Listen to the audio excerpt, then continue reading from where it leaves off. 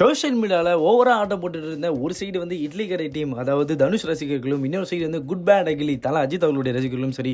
ஏன்னா வந்து ஏப்ரல் 10 எந்த படம் தான் வரப்போகுதுன்றதுனால ரெண்டு கிளாஷ் போயிட்டு இருந்துச்சுன்னு கூட சொல்லணும். ஏன்னா வந்து விடாமுயற்சியோட வந்து போயிடுச்சு. அதுக்கப்புறம் வந்து குட் பேட் அகிலி படம் வருது அஜித் சாரோட சைடில் அப்படின்னு சொல்லிட்டு இருந்தாங்க.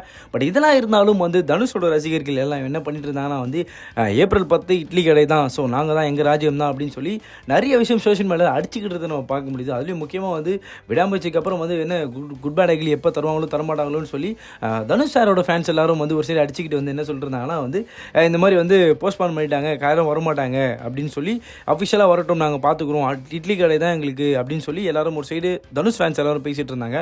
பட் இதெல்லாம் பதில் தரும் விதமாக இப்போ என்ன பண்ணியிருக்காங்க அப்படின்னா வந்து த்ரிஷா அவருடைய வீடியோ விட்டுருக்காங்க, இன்ட்ரோ வீடியோ கொடுத்துருக்காங்க. ஸோ அந்த இன்ட்ரோ வீடியோலையும் மென்ஷன் பண்ணி சொல்கிறாங்க த்ரிஷா எஸ் வந்து ரம்யா அப்படின்னு ஒரு கேரக்டர் வந்து வராங்க அப்படின்னு சொல்லி. அந்த இன்ட்ரோ மியூசிக்லையும் சரி, மியூசிக்கும் அந்த அளவுக்கு வந்து பயங்கரமாக இருக்குது, அதேமாதிரி இன்ட்ரோ வீடியோவும் பயங்கரமாக இருக்குது.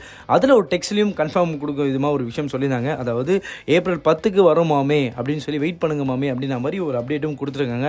ஸோ இந்த அப்டேட் கொடுத்தது தான் கொடுத்தாங்க. இப்போ ஃபேன்ஸ் எல்லாருமே வந்து ட்வீட் போடுறதும் சரி, ஆப்போசிட்டாக தனுஷ் ரசிகர்கள் எல்லாரும் அடிக்கிற மாதிரியும் சரி, அது முக்கியமாக இட்லி கடை படத்தை அடிக்கும் விதமாக என்ன சொல்கிறாங்கன்னா குட் பேட் அகிலி டீம் எல்லாருமே வந்து ஏப்ரல் 10 வந்து கடை உடைக்கப்படும் அப்படின்ற மாதிரிலாம் டேக்கை போட்டு ஒரு வழி பயங்கரமாக வந்து ஒரு கிளாஷே போயிட்டு இருக்கு சோஷியல் மீடியாவில் அப்படின்றத சொல்லி ஆகணும். ஏன்னா ஒரு சைடு வந்து இட்லி கடை ஃபேன்ஸு, இன்னொரு சைடு வந்து குட் பேட் அகிலியோட ஃபேன்ஸு. ஸோ இந்த ரெண்டு ஃபேன்ஸும் வந்து ஏப்ரல் 10 தான் வராங்களா வரலையா அப்படின்றது இருந்தாலும் குட் பேட் அகிலி ஏப்ரல் 10 வரும் அப்படின்றத மீண்டும் கன்ஃபர்மேஷனாகவே கொடுத்துட்டு இருக்கிறத நம்ம பார்க்க முடியுது.